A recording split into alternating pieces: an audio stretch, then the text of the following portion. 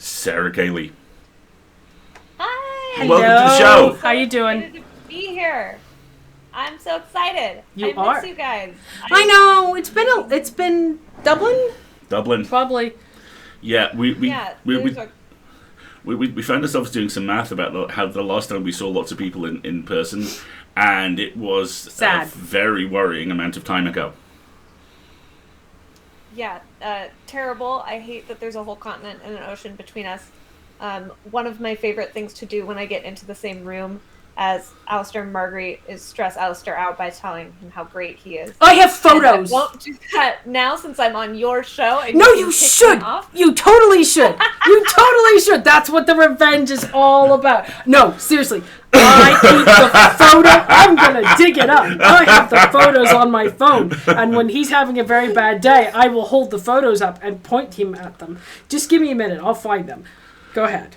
Because this is not exaggeration. Sarah does not exaggerate. Sarah speaks only the truth. Carries a big stick. And carries a big stick and has a fabulous straw. I just noticed also. The last time we met in person was at Worldcon in Dublin in 2019, which is a story that, like the giant rat of Sumatra, the world really doesn't want to hear because it has a giant rat in the middle of it that can't organise parties. Anyway, and a brewery in Ireland. See, look, see the photo of Sarah informing Alasdair that he is wonderful. This is not staged. This actually happened. I totally have. This is just how I speak to this man. It's necessary. It is necessary. I carry gold star Post-it notes so I can write good things that have happened and put them on his wall. That's one of my techniques. It works. It's turned into the Alasdair Appreciation Society. I don't mind that, but we're here to talk about Sarah. Yes, we are. So we are here to talk about your stuff. That's good. Go. Yes. Me. I believe that I am doing the opening monologue. Would you like to do the opening monologue? Today. Yes. I have it printed out because I am a grandpa, and I was afraid to try and use multiple screens and scroll using my weird new trackpad that I don't fully understand, and accidentally shut down the entire internet, the entire world. So I'm reading a piece from the Full Lid called "The Family Business." It is an Alasdair original, and I think that that's better than me complimenting Alasdair aggressively because imitation is the sincerest form of flattery. So please hear all of this as though it is coming out of the mouth of the brilliant and wonderful Alasdair. Okay. We're having you back. Should I read the editor's note? You can if you'd like. That's me! Spoilers for the trailer. Oh, so this is in Marguerite's voice, not Alasdair's voice. Spoilers for the trailer, general spoilers for the Ghostbusters franchise, content warning for mild references to inappropriate sexual advances. And now I'm Alasdair again. Most people wanted to be Venkman, the self-help styled hero of the story. A vuncular, funny center of attention gets the girl, etc. And then we grow up realizing what might have been the height of cool in the 80s was actually a grandstanding sex pest, or who we resonate with now are studious, supportive Ray, or overlooked, talented Winston, or Egon. Alasdair, have written before about the effect of young Alasdair, who is me in the past, seeing a tall, hyper-articulate, glasses-wearing smart dude on the silver screen. I felt seen, like there were other people like me, even if they were fictional. Much like a few years later, Henry Rollins would teach me it was possible to be both big and clever.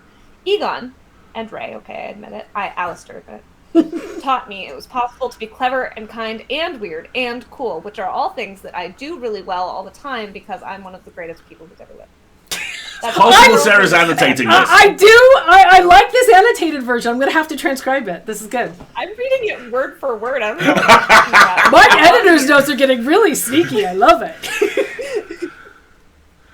And that's why the Ghostbusters Afterlife trailer hit me, Alasdair, like a ton of bricks. I, Alasdair, have been uncharacteristically and openly dubious about Afterlife since it was first announced. Though this one's for fans' initial announcement felt like a rallying cry to the shrill entitlement brigade who wander the internet looking for pop culture artifacts to pick on and take out of context. I mean, the very thought of girls being Ghostbusters in the 2016 Paul Feig-directed reboot, the very thought shrieked man babies around the globe.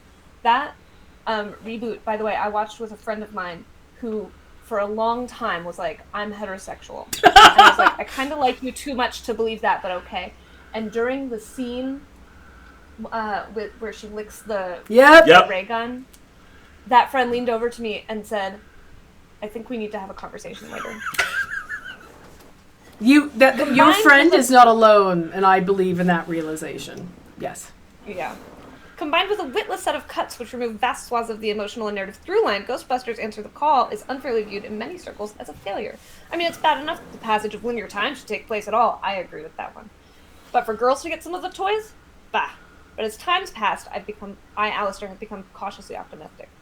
Jason Reitman, the director of Afterlife, has gone out of his way to praise both the Feig movie and the doors it opened for the franchise and who can be a Ghostbuster. Spoiler, not just middle-aged men. What brave new world that has such casting choices in it! As important, Afterlife isn't trying to rehash old glories. Instead, there's a chance it's using them the way views of my generation are, and are morally and temporally obligated to, in my view, as the foundation for something new. And in Afterline, that foundation is Dr. Egon Spengler. That's the first thing that got me, Alasdair. And make no mistake, Alasdair, was a snot bubble with language skills by the time I'd finished watching this trailer. Egon, presented in the 80s as the least sociable member of the team, the weird one, the one always most comfortable in his own head, the one who is most likely to be friends with Sarah Gailey, down people. He had a family, and he seemed square that family with the work through the end of his life. This trailer makes it clear he wasn't a great homemaker, but the simple fact he engaged at all is something I, Alasdair, found deeply touching in my big, big heart. Egon found a way to be him and to be in the world an angry, terrified teenage Alasdair who's me in the past would have done anything to find out. But Afterlife isn't finished yet. The trailer flat out states there's something wrong under Egon's elected hometown, that Egon moved there for a reason. Uh-oh. Glimpses of terror dogs and the name Shandor make it pretty clear that this is a return bout with Gozer from the 1984 original. That's so funny, Shandor is my middle name. We don't know how the others fit in yet, but try and tell me that Egon Spengler, aging like Doc Brown with better glasses, standing guard over a town where the world starts to end and making plans for what happens after he's gone doesn't get you misty. I, Alasdair, dare you. I personally dare you. And if you don't, I'll fight you. I'll fight you in the streets. I'll find you, and I'll track you down, and I'll make you do it. And he'll track you down and cry on your shoulder about it. That's what will happen. One of those two, definitely. And then there's Phoebe. I, Alasdair, know nothing about this kid, and I'm rooting for them already. If Afterlife does its job half as well as the trailer suggests, then Phoebe is the answer to the equation that Answer the Call posed. Egon's grandchild, played by McKenna Grace, as brilliant and cautious and self-contained as her grandfather, and as the trailer shows, uniquely equipped to think like him, and also like me, Alasdair, who thinks good thoughts and am smart. A future acknowledging and building on the past. A Ghostbuster by inheritance, but on her own terms, solving the elaborate puzzles her grandfather trusted someone to find. A living embodiment of the future, recontextualizing and solving the events of the past. You know how I, Alasdair, talk a lot about horror being fundamentally hopeful? This is why. And Sarah Gailey, my friend and colleague, agrees with me on this point, although they are not currently writing any part of this piece to make that known. I, Alasdair, just thought that I would include that in here in a parenthetical footnote. There's a lot more to unpack here. What? I have to find a way to add footnotes to blog posts now. Plus, there's a lot more to unpack here. Phoebe's both a female lead and one who dresses like her multiverse Aunt Holtzman. While I doubt the movie will, and some would argue should, explore the gender identities of the cast, there's at least visual cues that Phoebe may be exploring gender identity and expression, which makes her way cooler than any boring heterosexuals. Given the movie is a canonical sequel to a franchise fronted by Uncle Creepy, it's a bold and welcome choice if they do. Even if they don't, and so help me God, we better not get a without your glasses, you're a girl moment. This is new territory for a series whose original lead spends his first scene manipulating a female student into potentially sleeping with him. Placing Egon's family and what will likely be an exploration of his inadequacies relating to them front and center is a really smart way of updating the franchise, kind of like something that I, Alasdair, would do with my big smart brain. It also opens the door to Egon's other family, and this is the other place where things get emotional. The trailer finishes with everyone's favorite parapsychologist teddy bear picking up an achingly familiar red Bakelite rotary phone from Ray's occult books. If certain toy lines, which do not presently include the female lead of the movie, which is fucking stupid, are to be believed, then Ray, Winston, and Pete will be suiting up or at least dialing in to help the kids out. Narratively, that makes a ton of sense. But it also opens up the franchise to this. Yes, this is all 3 death scenes, and no, you don't have to watch them again. I accidentally just read the caption that was on an image that I deleted from this when I was printing it out. Look, I figured there's at least a 75% chance a CGI ghost Egon Spengler is going to save his granddaughter or friends at a crucial moment in this next third act and share some kind of gentle nerd goodbye with them, and I, Alasdair, am absolutely not going to be okay watching that, because I'm in touch with my emotions, and that's pretty fucking cool of me. Regardless of what you think about the Star Wars sequel trilogy, seeing your heroes die is never easy. Even here, where it's less about heroic sacrifice and more about making your peace with a complicated past, That's a shot to the heart, and I'm not to blame. I Alasdair, really don't want it. Give and yet love there's a case bad where it's name. needed and necessary. I do. Alasdair, give love a bad name. Not just for the original team to get that one last hurrah, but for Egon to make peace with his family, and in doing so allow Phoebe and her brother and mom to step out from his shadow, in the movie and the franchise future with them as they go. And my friend Sarah Gailey would say, that sounds like it could open the door to a cool storyline involving a lot of theft, which is, just fun for everybody. Not Lost, not the bullshit sub-Pixar Forrest Gumpian manipulation of the audience for the cry equivalent of a dirty burger, but for catharsis. Catharsis for the movie, for the franchise, and for all its fans. And I, Alasdair, really need to make time to yell with my friend Sarah Gailey about what hot trash Forrest Gump is. Fucking Reagan-era propaganda, baby boomer horse shit. That's a Because whole here's nother the hour. thing, I, Alasdair, argue no franchise is better equipped to explore the inexorable march of time than Ghostbusters. Mortality and spirituality are baked into these movies at a genetic level, and Afterlife has a unique opportunity to be the first franchise to successfully both honor and definitively close the door on its original iteration. This is the world Ghostbusters built, not the world it lived in, and for this to work, the characters have to accept that, and so do the fans, which means that initial declaration may yet come back to bite the production. There's so much that could go wrong. The already glaring absence of prominent POC cast members, the fact that one character is apparently called Podcast? Yep. For the youths! I just felt such crushing despair Right? at reading that and knowing exactly why it's in there. And the overtly serious tone for 3. But there's something under the hood here, something that has resonance and power, and that, like a hearse under a tarp in a barn, still runs even after all these years. I desperately hope Afterlife uses its power and potential good. It needs to, because something needs to turn the seemingly endless tide of toxic entitlement around these classic franchises. Ghostbusters, Ghostbusters 2, the excellent video game that's basically Ghostbusters 3. The real Ghostbusters cartoon and Answer the Call, for the love of all that's holy, please watch the director's cut, are all available now and worth your time. Yes, each and every one of them. Ghostbusters Afterlife is currently scheduled for cinematic release on November 12th in the UK, which I suspect was in the past. And Paul Rudd, the ageless, is absolutely playing Oscar. I'm calling it now.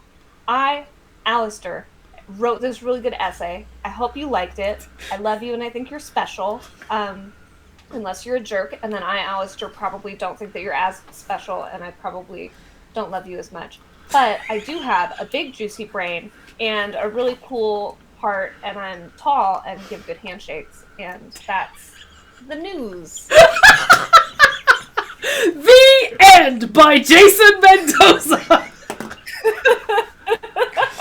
I love it. Thank you doesn't even begin to cover it. Just, I pity every guest that follows you now. Because it's just going to be like, all right, here's what you got to equal. So now I have to find a way to write a full-length piece, which is nothing but compliments of Alasdair, and then sneak it in as a guest opening monologue, and then just be off camera and just have him have to sit there and listen to it. Mic drop. Don't forget to drop the mic. That would be another good one. Yeah. Agreed. Very important. That was delightful. But Ghostbusters the cartoon was the best, because it was anyway, that's a whole nother Lorenzo hour. freaking music. Lorenzo music as Venki. I know. It was much Yep. better. It was much less skeevy. The Halloween episode was the greatest thing ever. I miss that cartoon. That was good. I remember, because I grew up in the 1980s on a small island where fox just washed ashore once every year and we burnt them. At the end of every term at primary school, they basically sat us down and went, "We're sick of you. Here's an hour of something." and shut up. Shove a VHS cassette into the Soul video machine for 5 miles. It was usually the Snowman, the Raymond Briggs. We're walking in. That movie that generationally scarred. I have friends who were shown When the Wind Blows, which is the Raymond Briggs movie about the nice old couple who die slowly of radiation poisoning in World War III. I dodged that one. Yeah. And then one year it was about 4 episodes of The Real Ghostbusters. And 9-year-old Alasdair watching them play baseball for Winston's soul because otherwise Cthulhu would eat it. What basically just sat there going, this is going to be really important later. I should make notes. I was like that with every homoerotic scene in Xena Warrior Princess. So every scene. There was there was a lot. Yeah. Good. Yeah, just that moment when you just open up the front of your skull and you're like, I'm gonna let what I'm watching right now just write in the future. What's inside here, then you seal it in. There is an outfit you pick up when you complete a good chunk of Assassin's Creed Odyssey, which is very, very clearly a group of designers going, it's the Xena outfit. We can't clear it. I don't care. Change the It's color. the Xena outfit. The Xena outfit. We're having it. Yes, exactly. You don't I admire the understand. dedication. So, we hear you write things. How's that going? Oof, terrible. I don't know. Maybe I'll finish a book someday. Oh, harsh tissue I for have sure. so much evidence of Yes. you having done exactly that. You have finished many books, all of them excellent. And I do believe one of them. Written a book. I do believe one of them was on NPR's 100 Best. Why, announced Speculative this very Books day. to Yes, announce indeed. Today. Yes. This is like I woke up to this news. The Echo Wife, which I have right Quick, here, pause for prop. book that I wrote, was on NPR's list of the 50 best science fiction and fantasy books of the past decade. Today, as voted by people who vote in polls. So people who vote in NPR polls really like my book. And Yay! It's so fucking exciting. I'm like over the moon about it. You're the only problem I have with that poll, that there aren't other books of yours in there. Seriously. That's true. I'm just floored and flabbergasted and delighted. Good. I am... Well, you also write really well. Yeah, that you helps. you write good. You write real good. I write often. I write frequently. And to conclusion, which is, to be honest, half the trick, isn't it? I mean... This is something I had to sit down with a friend the other day because I have this like mountain climber's myopia where I can only see the thing that I'm working toward next and I can't see how Yep. far I've come. Yep. And I sat down with a friend and they were like, you need to be aware that like most people don't write books. And I was like, that can't be true. And they're like, yeah, most people don't write books at all. Most people in their life have never written a book. And it just knocked me over for a little while. And then they were like, when I recovered from that, they were like, and most people who try to write a book don't finish writing the book. And I'm sitting here with like my several years of spreadsheet deadlines behind me going, oh, that's right. I have done a lot of stuff. Which is why I'm so tired. It's like, this is wonderful and I'm exhausted and I don't want to stop. Because if I stop, then what am I going to be doing? But I should probably not go quite this hard because I'm tired all the time. It's those conversations we start to have, and then the inexorable thought that follows is like, oh crap, am I old now? Don't. Please don't. Yeah. Oh, God. I'm really just, the pace that I write at and the volume that I write at is just my attempt to flee the Reaper. I'm like, I can't go with you, I'm on deadline. Sarah, And he's like, I'm also on deadline. Yeah, right? when you write the inevitable writing advice book, please call it Fleeing the Reaper. Fleeing the Reaper is an Absolutely. excellent title. It is an excellent title. Dongwon, if you're listening, Lock that's a that good one title. in. That's a good Lock title. that one in. Absolutely. Dongwon, if you're listening, I have another pitch for you. Oh, Dongwon's blocking my number right now. no! Oh. Just tell Matt. Tell Matt to pitch it for you, and then Dongwon will say yes, and then he'll go, surprise! Perfect. Bait pitch. I'll pull up my latex Matt Wallace mask that was completely convincing, and then I'll shrink by like 3 feet, which is about how much littler than Matt I am, Yeah. and be like, it was me the whole time. If it wasn't for you darn kids. Yeah, exactly. I caught his triumphant return to Ditch Diggers earlier today. Yeah. And Matt has Captain Pike's haircut from Discovery now. He does. He kind of Oh my does. God. And I couldn't shake the image of Matt in the captain's chair on the bridge of the Enterprise. Like, there's a weird space anomaly. Fucking right on. Go that way. Go poke at it. Let me know how that turns out. I need some apple juice. So, with the only ship in the sector. Cool. Fair. Do what you gotta do. That would absolutely be Matt Wallace, the Star Trek the Starfleet captain, for sure. When is it dropping on VOD? Right? There we go. That would be fantastic. I'm really reassured, strangely, that you use the kind of mountain climbers myopia thing, because the thing which hits me quite regularly, which we talk about an awful lot, is when one of us looks down. That's how we describe it, where like you are 30 feet in the air and you're like, this is fine, I'm hanging on to this thing, and then you look down and go, I am a monkey attached to a hill, and the hill wants me dead. Oh, fuck. And it's... Yeah, that's the scary part of stopping is kind of the Roadrunner thing, right? You run off the edge of the cliff and you can keep going as long as Good you heavens, what have I done? Yeah. Yeah, exactly. Yeah. Right, exactly. Along those lines, I have a friend who once got a job because he rolled up a character sheet version of Confident Him and role-played that in the interview. Brilliant. Yes. Brilliant. I always say you've got to just demonstrate your work persona who like doesn't have hobbies and loves capitalism and wants nothing more than to work 60 hours a week and be underpaid and is like, oh, that's all my favorite things. Oh, you're making me sad now. You're making me very sad. So on that beautiful segue, should we talk about capitalism? So let's go through some content warnings for this really quick, because capitalism is one of them. So we are going to talk about Eat the Rich, which is the first issue of Sarah's New Boom Studios comic. This conversation is likely to involve discussions of death and dying, horror themes, socio-political themes, including fucking capitalism, violence, and swearing. And maybe eating the rich, as a treat. I mean, it's kind of in the title. Yeah. So we'll see if we get to that. So before we get into this, I want to take a step back, because this is not your first comic book now, is it? No, I had the immense privilege of writing 4 issues of Steven Universe, plus a little mini piece in their Fusion Frenzy feature. And I cannot tell you how much fun it was. Of course I love Steven Universe because I have good taste.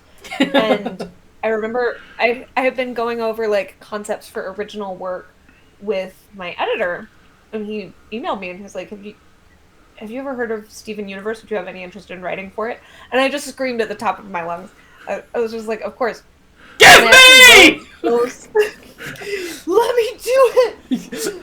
I wrote those issues while I was writing The Echo Wife, and The Echo Wife available wherever books are sold. Nicely done. The Echo Wife is very dark and fucked up, and very much about like cycles of abuse and learning to understand or refusing to understand the monster within yourself. And it really just like yanked a lot out of me. And so I'd finish writing a chapter of that, and I'd be like, well, I feel terrible. I feel dead inside. Every part of me is raw and open. How about I have Steven make chicken soup? And then I would go write Steven Universe making chicken soup. And it was just like... That's so fantastic that you can line up 2 emotionally diametrically opposed projects at the same time. Absolutely. Because I think an experience like that would give me whiplash, and I would find that the need to emotionally transition between the two almost more exhausting than being in one particular state or the other. So do you want to talk more about that? Yeah. I mean, I was already in a pretty bad place. I was going through a divorce of my own, nothing like the divorce in The Echo Wife. I feel the need to say that every time so people don't think my ex-husband is a monster who made a clone of me.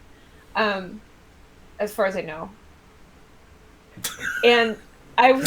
Sorry. just the non sequitur to camera was so freaking brilliant. Look down the camera. I need a freeze frame. I'm wondering how we got here. Yes, that's so gonna happen.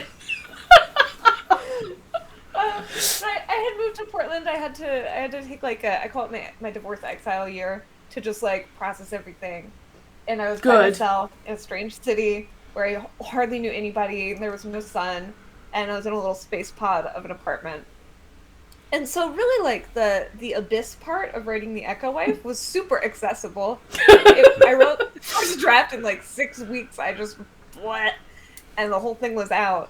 And I think that the Steven Universe comics were really a lifeline for me during that time. They were a way for me to kind of it was like a little snorkel. Like I just get to take little sips of air instead of drowning 100% of the day. Oh my gosh. And it's also a different form, which helps. I think that if I was trying... I actually did this very, very foolish thing early this year, where I was trying to write 2 novels at the same time that are pretty different in tone. I ended up just having to move deadlines because it was not possible. But I think that because I was writing a novel and a comic script is really different form, it almost felt like, okay, I'm finished writing, I'm going to go paint for a little while. It just felt like a totally different practice, which I'm sure helped keep me... I don't want to say sane, that's an exaggeration, but it helped keep me functional. It helped you find balance. Yeah. I mean, the thing Yes. I find particularly interesting about that issue especially is, from what you say at the time, it as you say, it felt like a snorkel, but that isn't just a story. That particular issue is a tool. It's, I learned things about depression and standing next to depression, which I never learned before. And the black dog plays in the bottom of my garden from time to time, but I have relatives where he has a kennel and a doggy Starbucks in the bottom of the garden. Puppuccinos, you know? Puppuccino. There we go. And there are just... You deal with an incredibly complicated, difficult, terrifying issue, honestly and openly and kindly. And I understand a lot more about some of the things that happen to me, and I understand how to deal with them if they happen again. And that's down to you. You did a good thing. You're getting revenge on me for... Yes! Yeah, absolutely. Absolutely. Also, it's true. Also true. Yeah. So you mentioned that... was my... No, you go. Sorry. I was just saying that was my approach to all 4 of these issues. I was like, because they're written for children. They have to be written at a level that's accessible to like 4th through 6th graders. And I was like, I don't know what they're interested in. I don't know what they think about. You know, I didn't really have a very usual childhood, so I couldn't just go back and be like, what was I thinking about? And I was talking to my agent, Dongwon, about it. And Dongwon was like, what do you wish someone had been telling you back then that would change the way that you grow as a person? And so I decided to work with, making space for feelings that can't really be fixed, and taking periods of rest instead of just trying to help all the time. And then I also did some more light, like, here's a chicken soup recipe that you can make with a grown-up, confidence is better than perfection. Having a good time matters more than getting it right. And I decided to try and work with those themes to be like, okay, here's what matters to me that no one told me when I was a kid. And that just turned out to be the right approach. But it just cracks my heart open that it also resonates with people I care about. Absolutely, it does.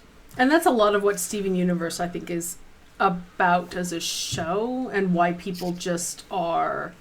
It is a fixation for so many people, is that it is that space, it is that communication, it's that kind of lifeline back to, what could you say to a younger self? I mean, it's for example, on TikTok right now, there's this very common theme of, like, people doing mashup videos of talking to them younger selves and asking questions and, talking about how their life as it is now is not where they thought it would be when they were that period of time. And that's a lot of what I think you were aiming for with things like this. And I've got a segue. Quick, watch. Here we go. I'm going to get us back on track. 35 minutes into this interview, we'll actually talk about the book you're here for. Watch me do this. If this comic is about you talking to a younger self, then this comic is about... This could be called the art of microaggression. as far as I am concerned. And there are passages in this comic where I am almost positive these are things that have been said to you or in a situation that you have been in and have heard other people say to people like you. And I know that because there's at least one line in here where I'm like, I have been in that fucking cocktail party and heard that fucking line said. And so yeah, let's talk about that. So this comic isn't a hit piece on every rich person I've ever known and worked with before. But that's because it's only the first issue. You asked more. Give it time. Come on, Sarah, pace yourself. Come on, Sarah, pace yourself. It's not a successful instruction anyone has ever given me. Yeah, so Eat the Rich is a little pitchy time. It's the story of Joey Dorsey, who is a law student who's going home with her boyfriend for the summer to meet his family in the wealthy vacation community that they stay in during the summer. I always call it the Slamptons in my beat sheets because I hadn't come up with the name for it yet. Just think very wealthy getaway community for beachy rich types in the summer. And Joey isn't from that world. She grew up fine, but poor, and got scholarships to go to the same school as her wealthy boyfriend, and nannied all through undergrad and into law school to help make ends meet and keep herself afloat. She's not someone who would really necessarily think of herself as impoverished, but she's lived in a completely different world from the people who she's meeting this summer. Mm-hmm. I personally have spent quite a bit of time around very wealthy people. I have cared for them in medical capacities. I have cleaned their homes. I have been the person stocking snacks in the kitchen at the tech company that pays them 5 times as much as I get paid. And I when I was having these interactions, I wasn't taking notes in my head, someday I'm going to write a piece about how absurd you people are. But there's some things that people say to you that you just suddenly realize that they've lived a completely different life from you. Mm-hmm. And thinking of the boss I had who sat me and a coworker down, and we were 2 people at this tech company who weren't working in a tech design capacity, and we were 2 of the lowest paid people at the company. And this boss said, I'm going to give you 2 some advice. And we were like, okay, great. And she said, never pay less than $500 for a pair of jeans. It might be tempting, but it's just really worth putting the investment in. And that just hit me like a ton of bricks, because I was like, you are aware of how much money we make, and the scale is so different in your life from in my life that it doesn't occur to you that would be a ridiculous thing to say to me. Yeah, exactly. There's something that I think about a lot is the way that American high society is constructed. America does not have royals, and American culture is really married to this idea that everyone is equal and everyone can make it, and you can, climb the ladder if you work hard. That's all you got to do. And then we really love that narrative. And then there's the flip side of it, isn't it? Exactly. Yeah. And American high society was constructed really intentionally to find a way to still have that narrative be true, but to construct isolation for very wealthy people. Of course, very wealthy white people, right? These are WASPs. These are Ivy Leaguers.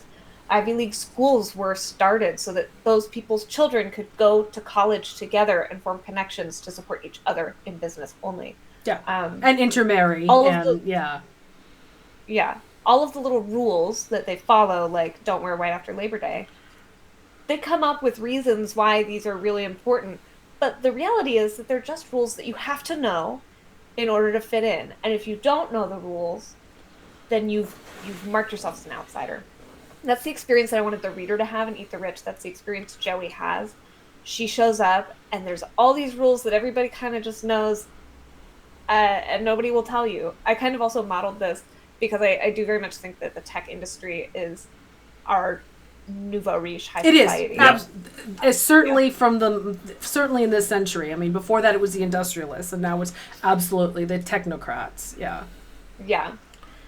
And when I worked at this tech company, it was the first like kind of solid job that I'd ever had.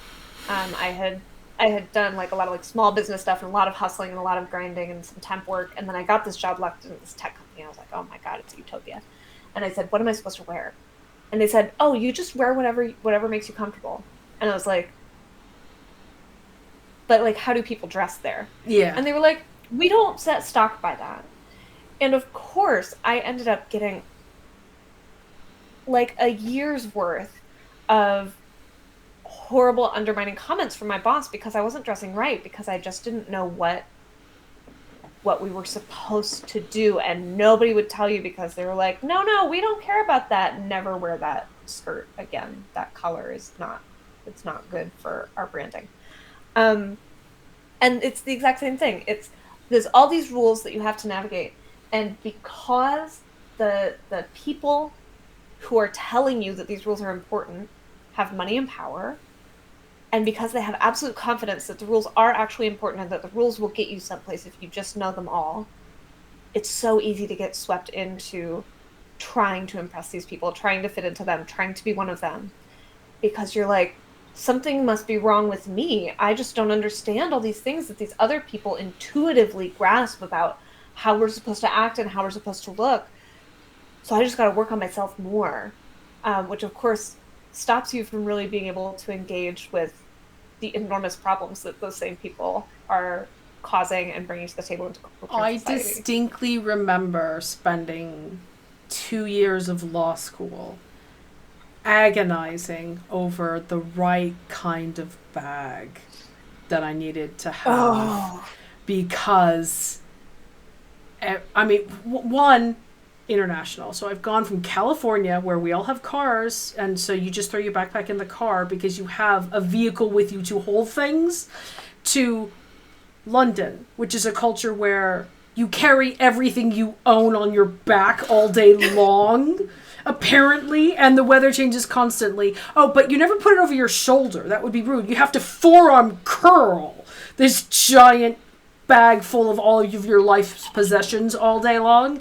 And just, ask Alasdair, I got so stressed out about it for like the first couple of years because I was starting to do interviewing for placements. And I was like, I'm gonna have the wrong bag. I remember that. I remember that from job interviewing. I remember that from coming to work. I remember the eyeliner situation where the C-level executives, of course, they were never called C-level executives because we're a flat organization. Yeah, of course. At this company, they were starting to like talk a lot about makeup, and like they were all getting really interested in it. And so one day, I showed up wearing this dark blue glitter eyeliner that I had that I really loved. And my boss pulled me aside and was like, "That's so camp." And I was like, "What?" And she was like, "Yeah, I love it. It's just so camp. Wow. You really thought that was appropriate for the workplace?" And I was like, yes, I don't know. Because nobody tells, and of course, you know, this applies differently to different people across genders. I think that these rules really come down hard on people who have not been traditionally welcome in workplaces like this. Women and trans and non-binary people have to navigate a whole other level of you have to present the right way. Yeah. I actually infuriating. I actually got the exact photographic negative of that. The worst job I ever fucking had was with as a technical writer for a tech firm in York, and I was one of 3 male staff members.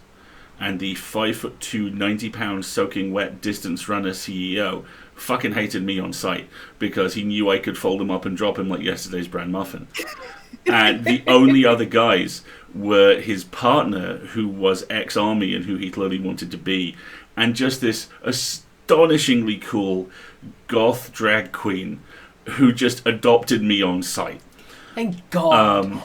And it was my first real experience of this is a very hostile workplace for me, which was rare for a white dude and very useful. Because the morning after I had my knee partially broken by someone who didn't understand the most basic judo throw in the world, like a fucking idiot, I hobble into work, drag myself up the stairs, and the first thing this guy says as he's introducing a new hire is, and this is Alasdair, who has no manner of physical fitness at all.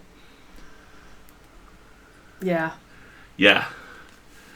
I was gone 6 weeks later. It's probably 6 weeks more than I should have been. But your point about how if you're not traditionally welcome in those spaces, yes. And it's a test, isn't it? Those cultural elements, those what's the right drink to order, what's the right bag to carry, it is 100% gatekeeping at every conceivable level. It's not just can you learn these and navigate those rules, because we all know of cultural elements where groups that did not grow up that way later gain access to wealth and then start to adopt some of those cultural behaviors and form their own, and then the rules change, right? Because that's the whole technique.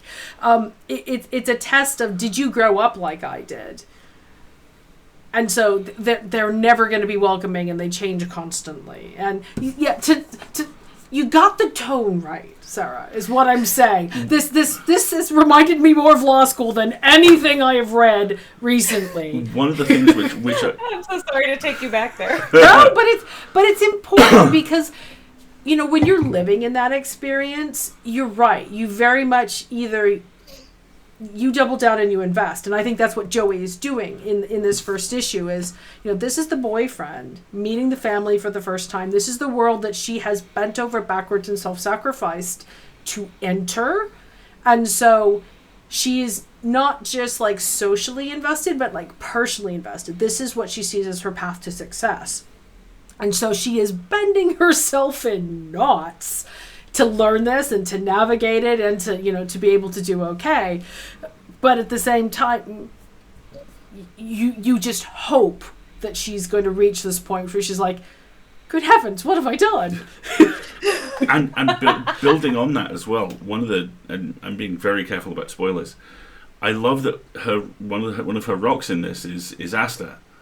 And I love how there are things you drop in, and there are things which by the end of the issue are heavily implied, which suggests that Aster is not a rock for anybody other than him. And I have predictions, put it this way. I have predictions about what's going to happen here. There's a sequence early on, this is the closest I'll come to a spoiler, where he has a panic attack. And by the end of the issue, when I read it, I was really impressed because it was very well written and very convincing. And by the end of the issue, I was pretty certain that the reason he said he'd had the panic attack was not the reason he'd said out loud. And that's good stuff. That's how you do fucking horror. My God. Ugh. I love that you drew that connection. You are absolutely right. I mean, the thing is that Aster as a character is never lying, right? He's never trying to deceive Joey here. There's just things that it doesn't occur to him to say, and things that you don't say. I'm gonna make this sound like this is just an autobiographical comic. In my late teens and early 20s, I dated someone from a very wealthy family, and the family was first. His parents had immigrated here. I always mix up which is first generation and second generation, and I don't want to get it wrong. So his parents were immigrants, and as a result, there wasn't the old money American wealth culture in that family. So on that level, it was more easy for me to, you know, figure out the rules. But there was also this thing where there was a lot of stuff that he didn't warn me about within that dynamic of this family. And when I asked later, like, why didn't you give me a heads up about any of this? Part of the answer is because he was a complete asshole. And part of the answer is because he was like, we don't talk about it. And I was like, right, but I don't know that you don't talk about it unless you tell me. And he was like, how am I supposed to tell you we don't talk about it? And Aster has a lot of that baked into his character. He's the one I'm going to be. Waters his whole life. He's the one I'm going to be the most interested to follow his development or if there is any development as kind of the events of the first comic advance, because that's a character that can really go either way. It's like, are you opening your eyes or are you doubling down? And I think that's it's interesting that both Alasdair and Joey are kind of going through the same journey, but they are making, we don't know if they will make different decisions or if they will make a common or a same decision yet. But how they get to that decision based on their entirely different approaches to being at that decision is what I'm really interested in seeing more about as we go on. And saying nothing. I know! It's very frustrating! And there is this really nuanced, careful thing which you absolutely nail. And there's no way to say this without it sounding pejorative. And just in case my parents are watching, hi, I love you. Family makes us stupid in a very specific way for the exact thing that you talked about, the thing that we don't talk about it. Every biological family has shorthand, psychological and behavioral. And I have never seen that used as a tool of unease before. And I've never seen it used in a way that makes everyone uneasy. Because that party is miserable in a fascinating way. No one's happy. No one's having a good time. And yet they're all there. And yet they're all there. And they know they have to be there. You know, that whole social awkwardness of expectation and showing willing and being seen is palpable, really. And it's done just in... It's not even done in dialogue. It's done in the... and that's one of the advantages, I think, of this being in a comic format, is it's done with crowd shots and visual cues about, you know, Joey being dressed differently or alone in the middle of a crowd or different elements like that. Real quick, just to get across. Kiwi, if you're not feeling too good, do please step out. It's okay. Yeah. Honestly. And feel better, okay? Yeah.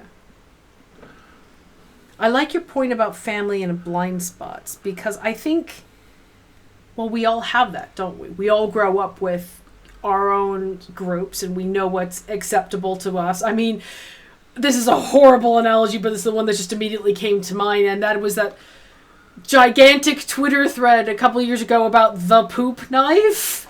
Do you remember that? And the whole cultural thing? I didn't actively remember it until when you were like, that whole Twitter thread from a couple years ago. I was like, where's this going? And then you said poop knife, and it just all came flooding back to me at once. But it's, yes. Yeah. Yes. But it's that concept of you don't know what your family does is weird until somebody else sees it or comments on it. Yeah, absolutely. And I think of this very much in terms of Thanksgiving, which is an American holiday I detest on many levels. And one of those levels is that, like, most people I know don't like Thanksgiving food. And most people I know have in their family a Thanksgiving recipe that has to be on the table every year. The expectation for my family, it's my grandmother's stuffing. She was French, and she made this like stuffing with rice and chicken liver and wine-soaked grapes. And it was my job to make it for a long time. And finally, one year, everyone in my family said, "None of us like eating this. Why do we make it every year? Should we stop?" But we still made it every year until I said, you know, I'm not doing Thanksgiving anymore. I cannot stomach this holiday. We made it every year. And we all knew that no one was going to eat it. We all knew that at the end of the night we would be trying to sneak leftover Tupperwares into each other's bags so that we didn't have to take it home. And it was just this thing where, and it's not a stuffing that I've ever encountered anywhere else. I've never heard of that. Yeah. Wine-soaked grapes just sounds like someone lost it bet. No, it sounds like some asshole of a French chef in a manor house 200 years ago was a dick to his understudy and made them do this. And then some other asshole wrote it down. That's what that Wine-soaked sounds grapes. I'll fix that tiny wagon. It's not wine-soaked grape. It's wine-soaked raisins. So Oh God, it's like, that's worse.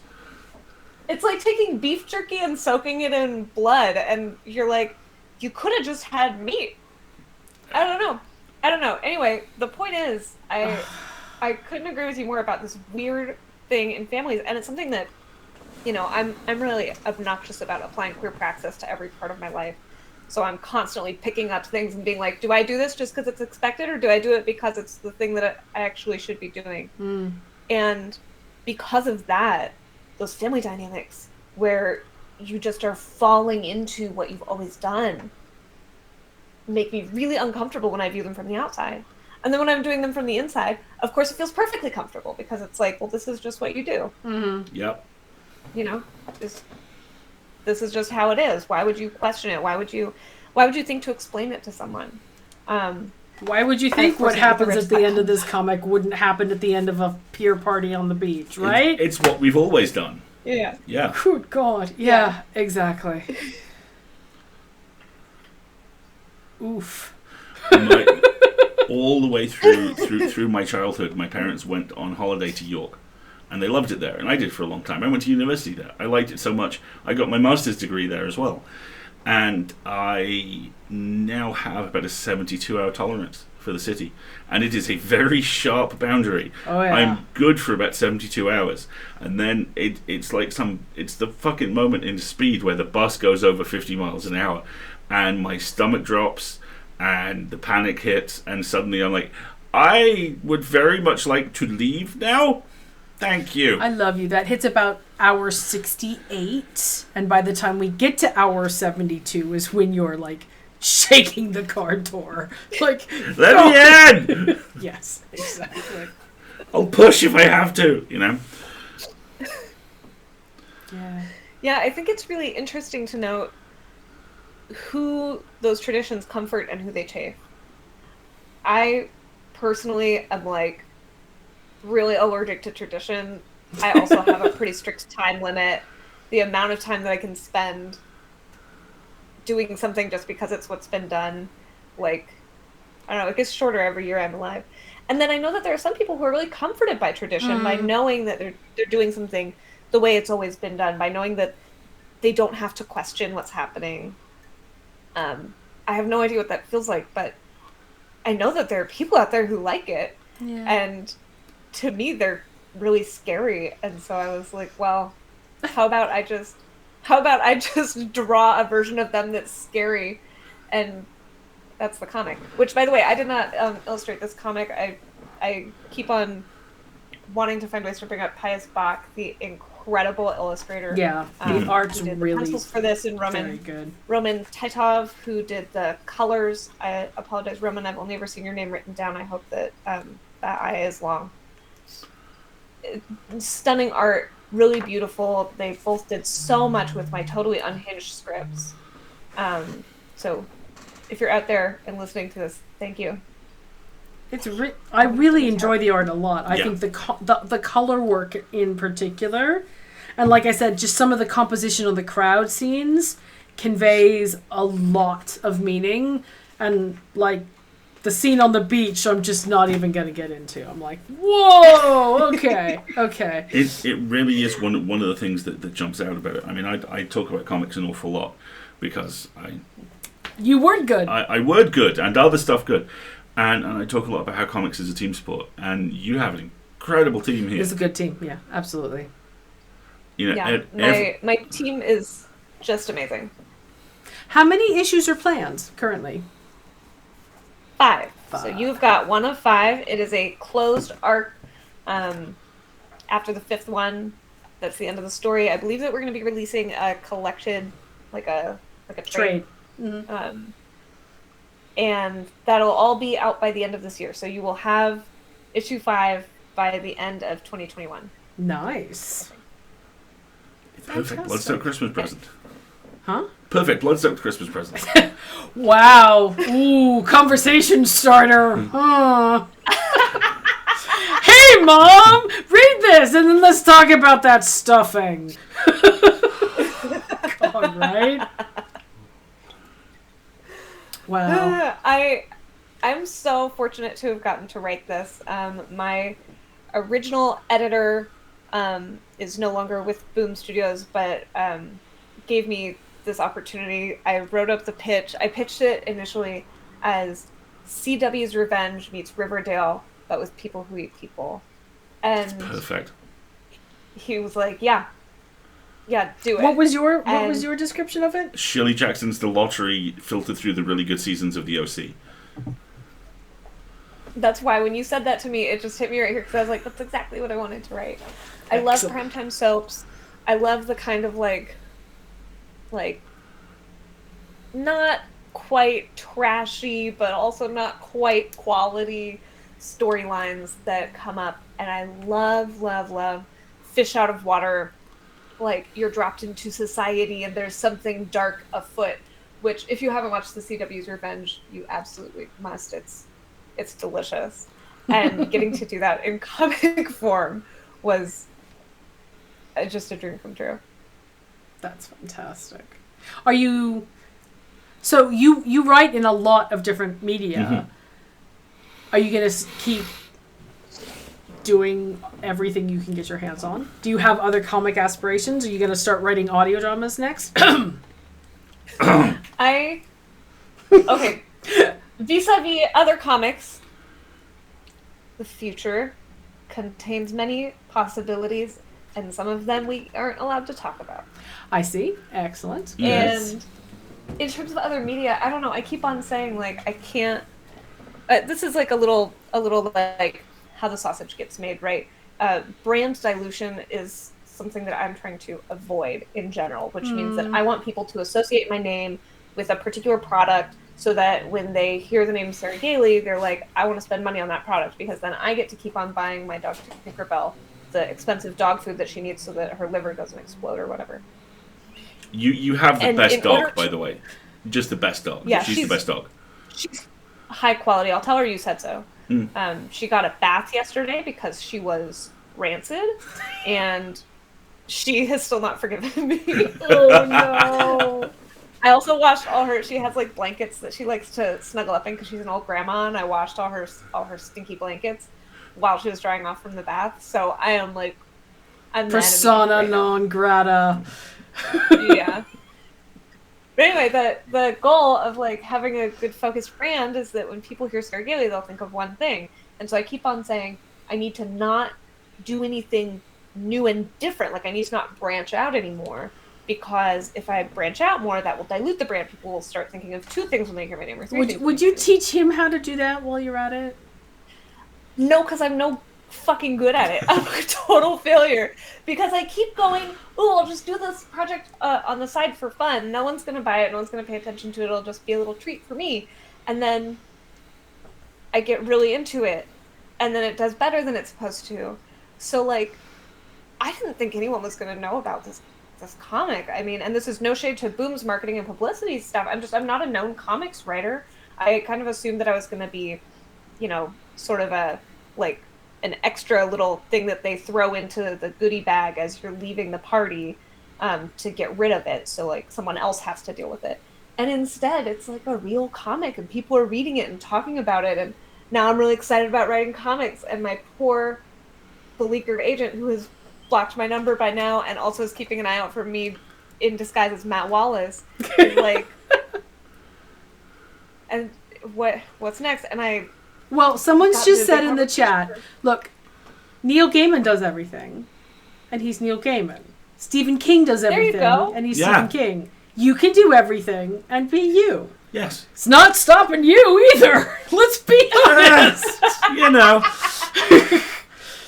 Well, me and Alasdair would definitely enable each other. well, okay, fine. So you go on the collaboration list. What do you guys want to do? Goes on the collaboration list again. True. I Yeah. think we've had this conversation have. before, haven't we? Okay. The thing that I'm currently fighting the pull for is screenwriting. I've had a couple of conversations as things that I work on are in film development, and people always ask, like, do you want to write the screenplay? And I'm always like, no, I'm not good at that. I don't know how to do it. I don't want to do it. which is what I said about writing novels, what I said about writing young adult, what I said about writing comics, what I said about writing a newsletter, what I said about writing nonfiction.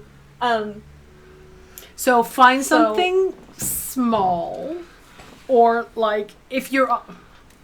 We have a good friend. Her name is Margaret Dunlop. She's a Hollywood screenwriter and animation writer, and we talk to her on a regular basis. And like the number one piece of advice Margaret has for authors who think they might want to try screenwriting is get an option to write an episode, but don't write the pilot. You need a professional to write the pilot so that the series gets picked up. But give yourself the option to have an episode or two, because then you're not committed to the success or failure of the entire project. It's dependent on you learning a new skill, but you have the opportunity to practice a new skill, knowing whether or not the thing will be successful. So get option for a TV show, Sarah, and agree to write an episode of your own TV show. You can play with the toy, but you can play with the toy within a set parameter. And someone else has already bought and paid for the toy? Yeah. So, you know... Can I just point out that I was saying... I really need to not take on this exercise. I know, we're awful, we're horrible. And you're like, here's advice on how to do it. Right? We are such enablers. We know it. In the U.S. in the 90s, we had this. I'm Marguerite. I think you probably experienced this pretty directly, but you know, there's people all over the place who haven't experienced the nightmare realm that is the United States growing up. We had this program called DARE. Oh yes. Drug and alcohol resistance education, where a fucking cop would come to your school and scare the shit out of you. Teach you about all the drugs. They would be like, this shit will get you so fucked up, and it's cheap and readily available everywhere, and no one will know if you do it, and it'll feel so good. Don't. And that feels exactly like this conversation with you about screenwriting. Those cops always would warn you, like, look out, because a drug dealer will track you down and force you to smoke marijuana, and your life will be over. Yeah. And this is absolutely you being that drug dealer that those cops warned me about, being like, just try it. Come on, it's just an episode. It can just be one little screenwriting project. Don't you want to be cool? Oh, I mean, you could write an audio drama first, which is screenwriting skills. There you go. See? Dawn is going to hunt you down if I contact them after this and say, I want to do screenwriting and audio dramas too. That's okay. It's fine. It's fine. I'll take that blame. It would be fun. Maybe in the future. Maybe after I get through the stack this high of deadlines that I have right now that I'm avoiding. So what is coming out next that you can tell us about? Oh boy. What can I tell you about? For so long, Eat the Rich has been my answer. It's been like, here's the next thing I'm allowed to talk about. What have we announced? We haven't announced the title yet of my next novel for adults, but I can tell you that it is horror. It is domestic. It is... I'm supposed to call it like a gothic thriller or something because I don't know. I don't understand genres. This is Halloween. People always say like... People are always like, oh, you deconstructed the genre in this book. And I'm like, no, I just wrote the wrong genre by accident. So this book that I have coming out next year, I believe in the summer, is... how much am I allowed to say? Not very much. Is a book. It's a book. It's going to be shaped like a rectangle. It's a story that's about the horror of going home. Just like we've been talking about a lot here, it can be disarming and unmooring to be around the people who installed your brain for you while you were growing up. And this is a story that's very much about how frightening it can be to return to a home that shaped you in ways you spent your whole life trying to resist. Oof. That's all I'll say. That sounds fantastic. For sharp-eyed viewers who want to like play Encyclopedia Brown, it's actually already on Goodreads. I don't know how it got on there. We haven't announced it yet. We're not talking about it. We don't have a cover, but it is among the somehow 45 Goodread titles that I have.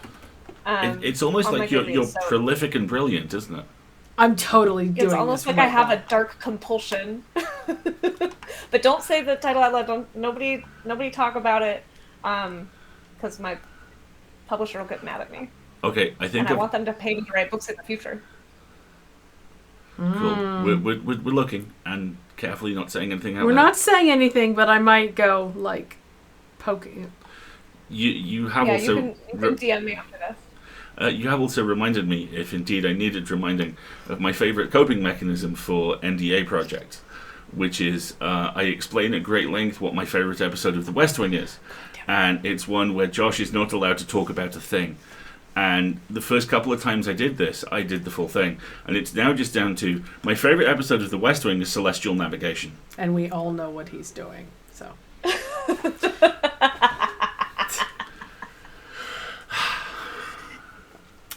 It's infuriating, especially because you spend so much time with a project, and like all I want to do is talk about it.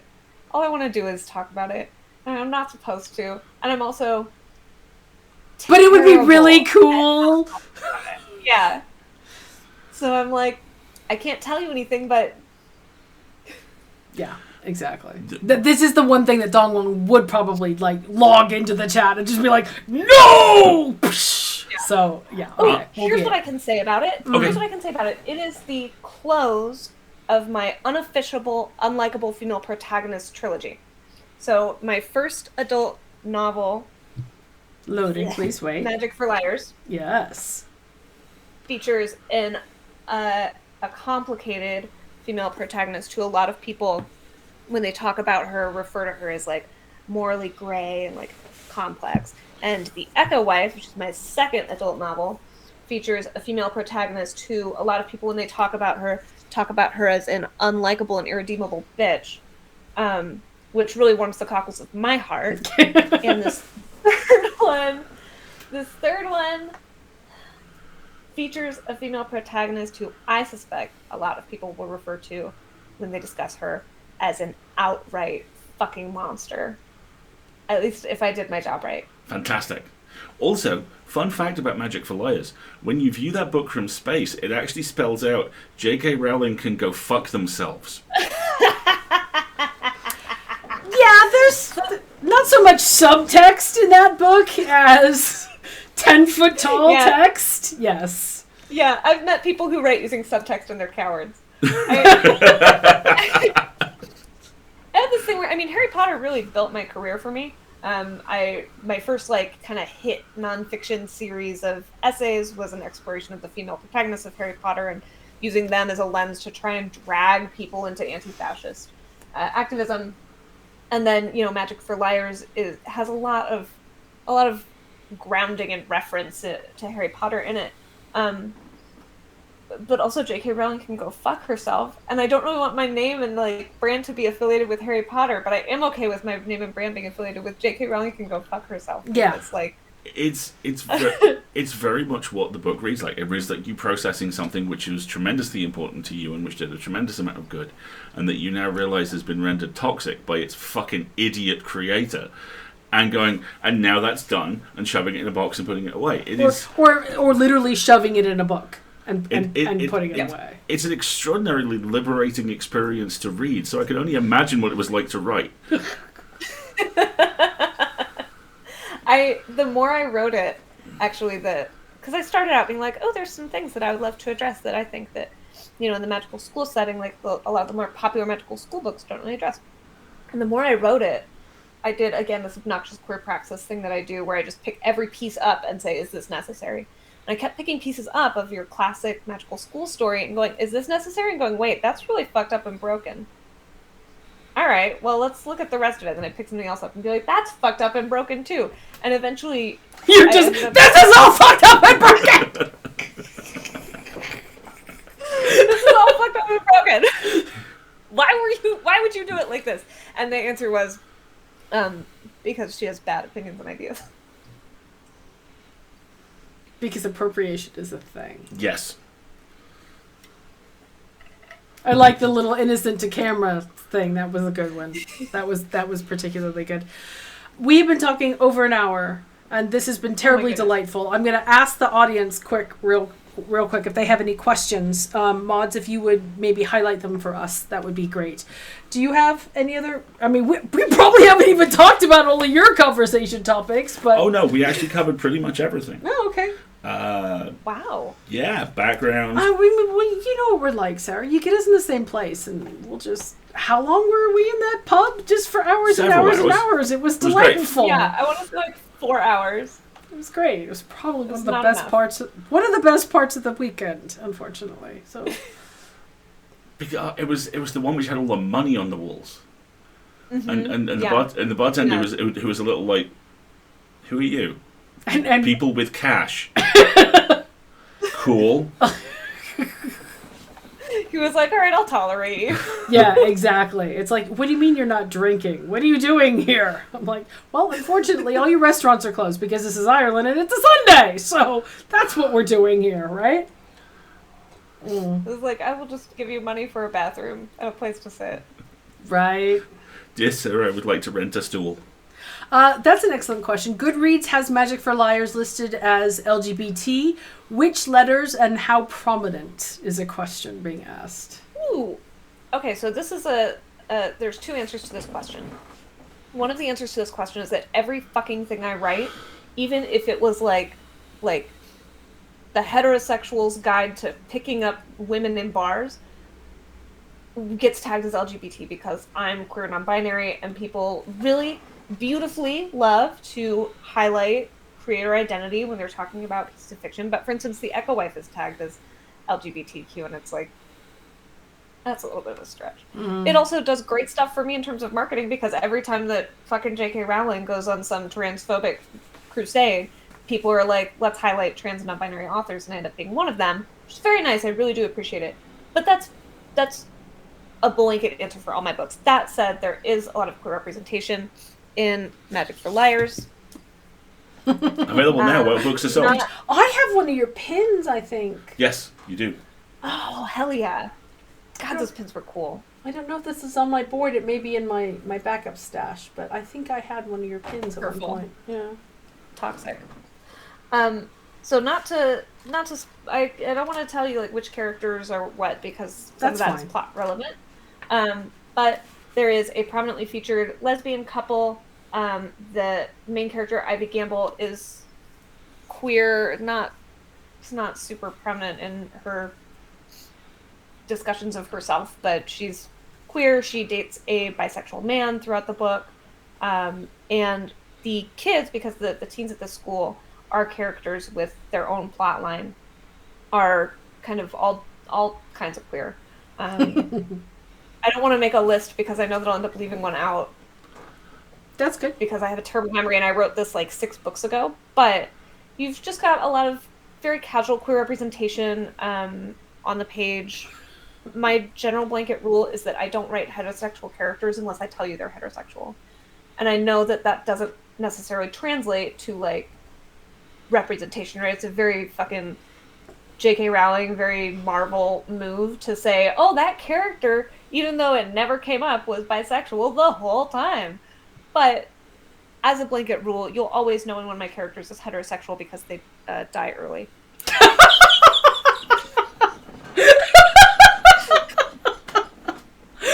Okay, so your heterosexual characters are Caden from my Mass Effect playthroughs. Good to know.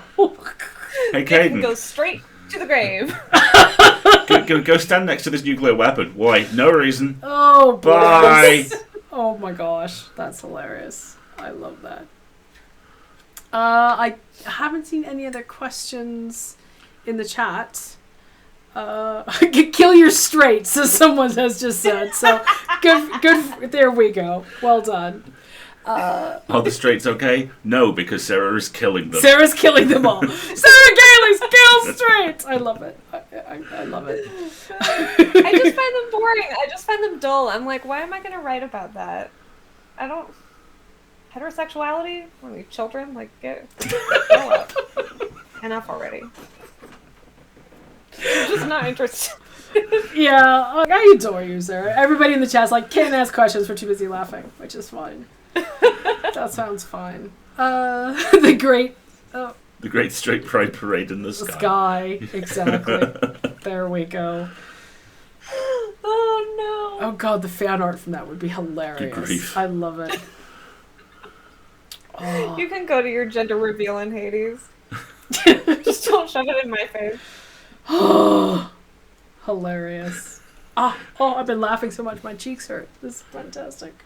Did you see the gender reveal where that was staged so the balloon popped blue? No, green rather. Green sickly smoke. And unholy music started playing. They'd rigged it so they started weeping blood and screaming. There we go. You know, if you're going to do it right. You don't have to rig anything. You take me to a gender reveal party, it's a matter of time It's before I just gonna start happen. weeping blood and screaming. It's Seriously. just it's a natural consequence. Exactly.